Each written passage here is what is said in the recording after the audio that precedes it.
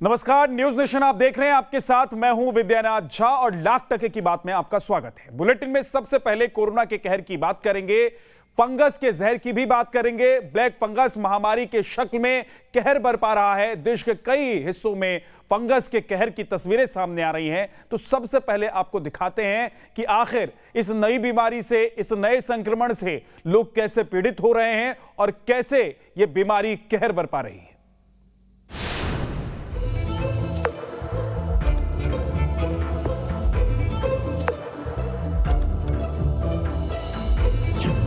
महामारी के बीच black fungus से जान पर आफत।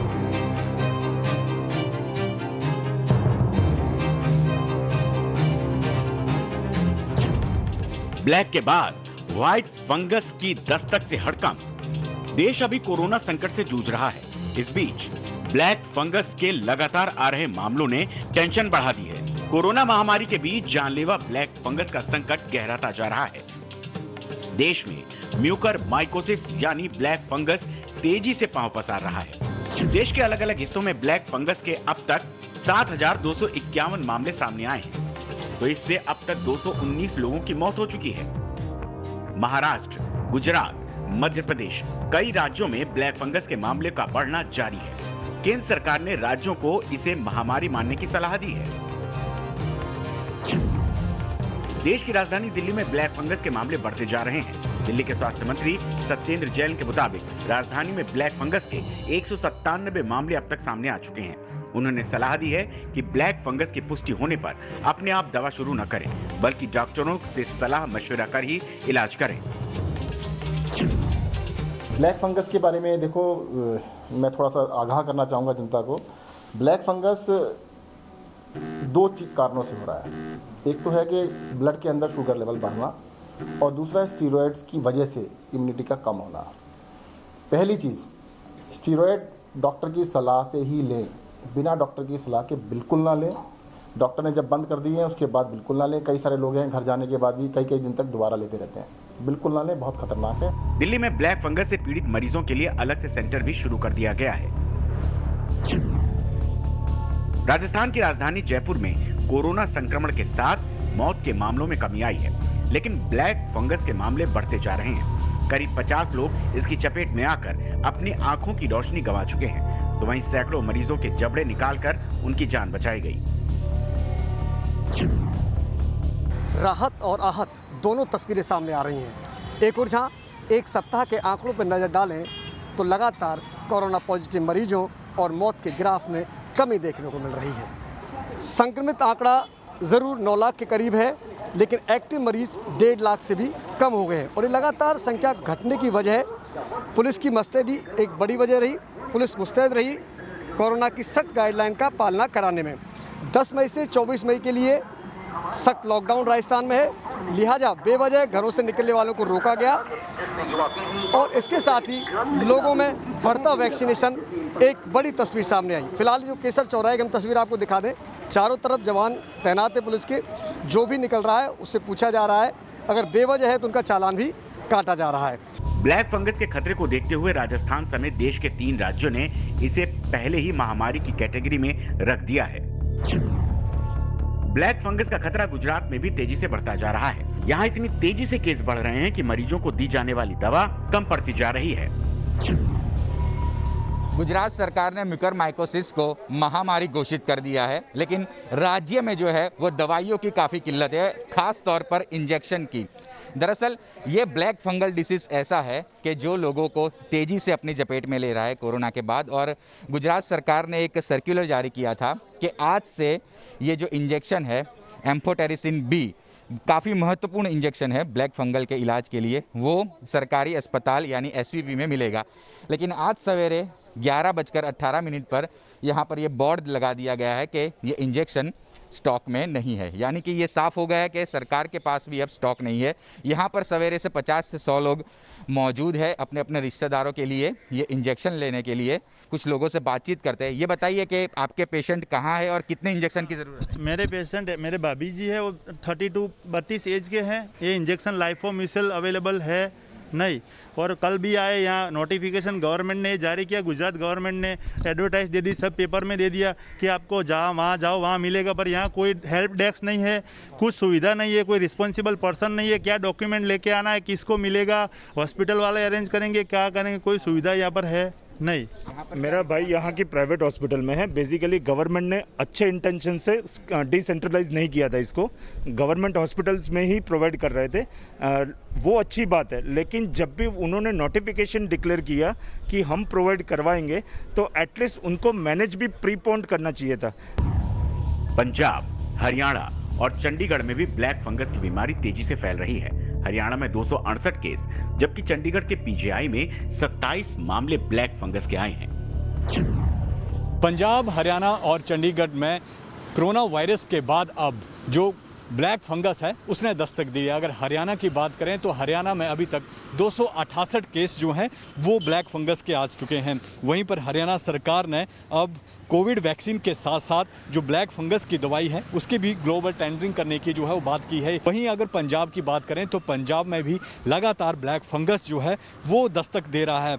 और वहीं पर जो मुख्यमंत्री हैं कैप्टन अमरिंदर सिंह, उन्होंने स्वास्थ्य विभाग को निर्देश दिए हैं कि जल्द से जल्द जो है वो अस्पतालों में दवाई जो है वो उपलब्ध की जाए।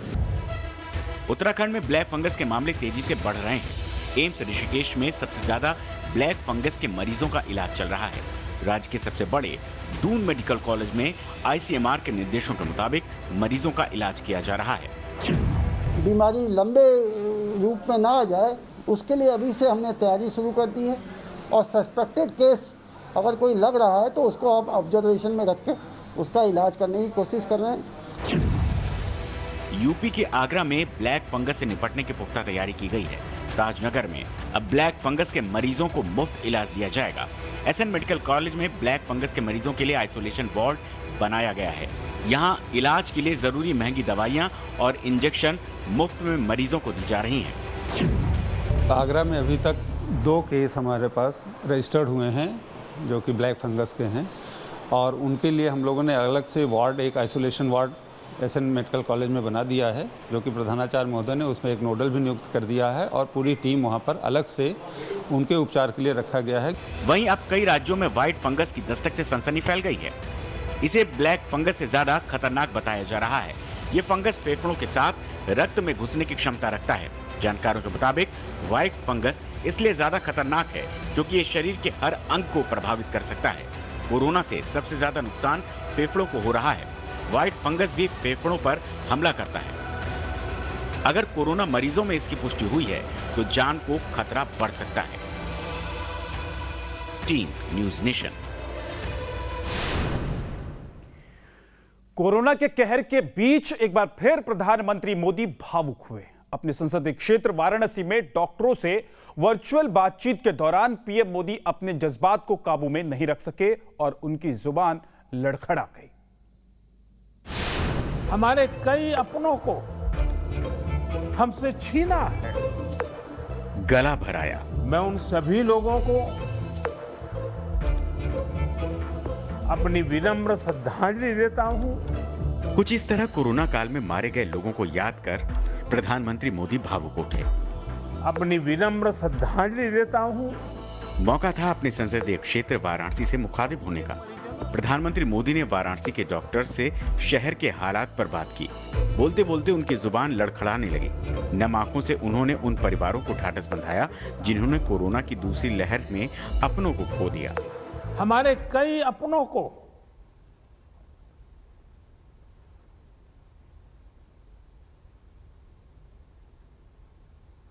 हमसे छीना है।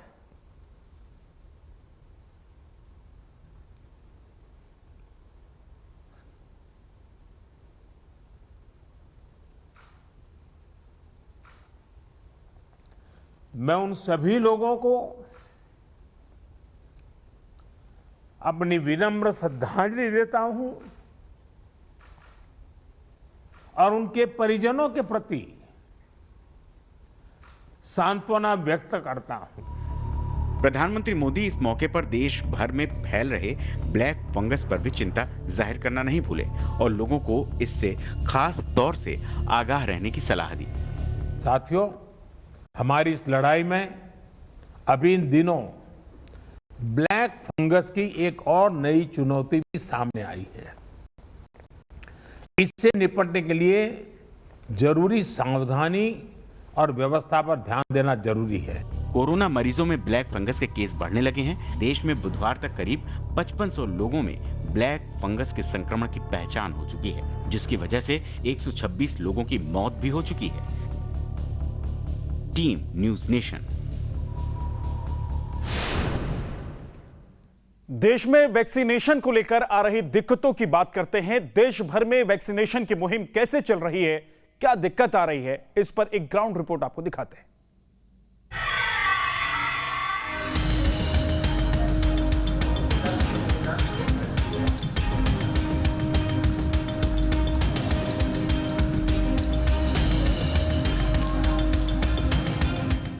यह है दिल्ली की पंडारा रोड के एक स्कूल में बना वैक्सीनेशन सेंटर। ये सेंटर बंद है, वजह है वैक्सीन की कमी।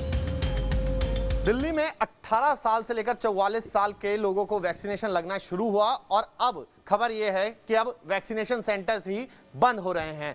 150 सेंटर्स ऐसे हैं जो आज के दिन से बंद हो गए हैं और कल तक की वैक्सीनेशन बकाया है। 65,000 के करीब जो वैक्सीनेशन है वो बकाया है, यानी कि एक दिन की वैक्सीनेशन के बाद फिर सभी वैक्सीनेशन पर इसी तरीके से ताले लग जाएंगे, क्योंकि दिल्ली में वैक्सीनेशन सेंटर्स तो हैं लेकिन वैक्सीनेशन नहीं है।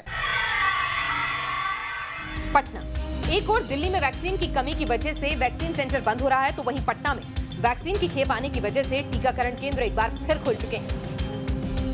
बिहार में अब तक करीब 95 लाख लोगों का टीकाकरण हो चुका है, जिसमें 18 से 44 वर्ष की उम्र के बीच के लोग 9,96,000 हैं। इतने लोगों का टीकाकरण हो चुका है।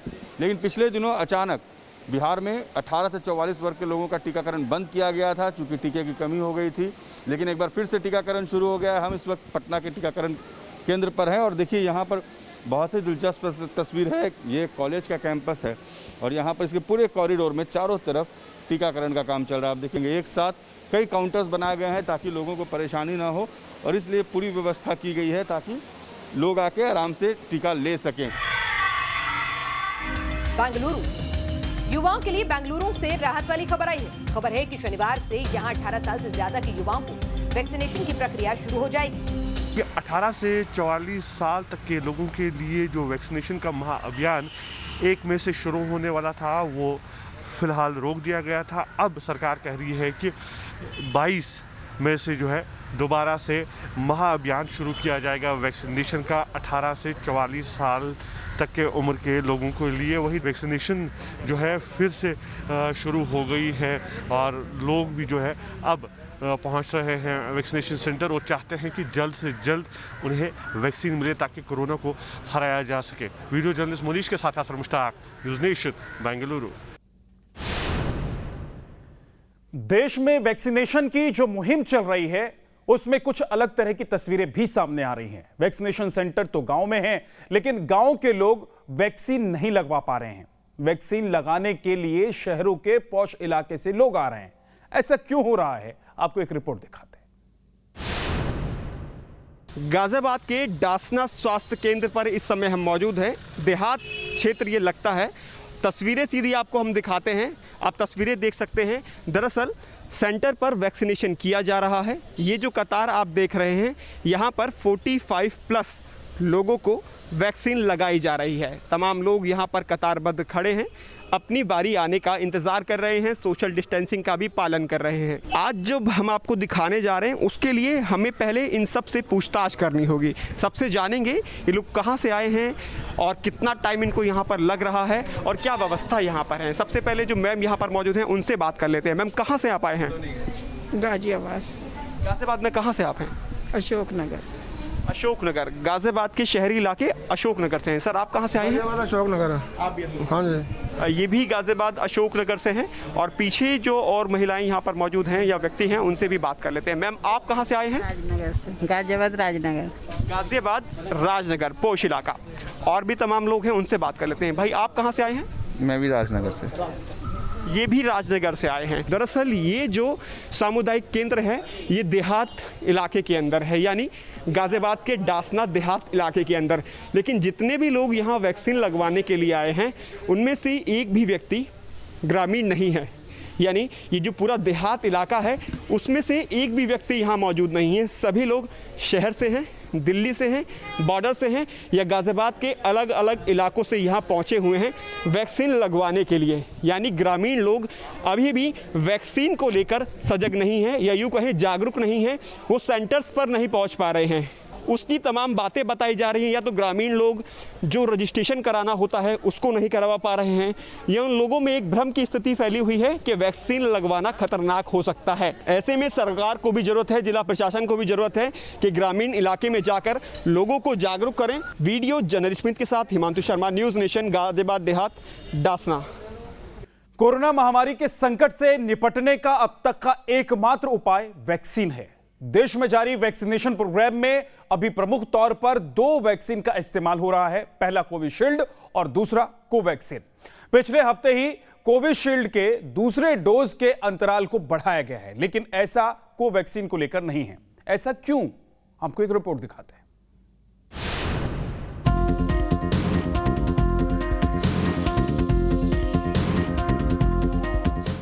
देश में जारी वैक्सीनेशन अभियान की रफ्तार कई राज्यों में धीमी है।